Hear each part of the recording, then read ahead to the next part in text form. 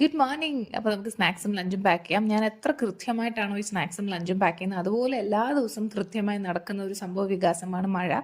എല്ലാ ദിവസവും മഴയാണ്. വെയിൽവെട്ടം സത്യം പറഞ്ഞു കഴിഞ്ഞാൽ സൂര്യപ്രകാശമൊക്കെ ദേഹത്ത് തട്ടിയ കാലം ഞാൻ മറന്നുപോയി.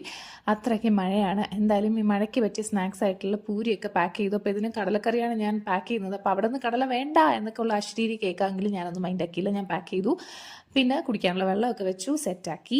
ഇനിയിപ്പോൾ ലഞ്ചിലേക്കാണെന്നുണ്ടെങ്കിൽ കുറച്ച് മട്ടാരി ചോറുണ്ടാക്കിയിട്ടുണ്ട്.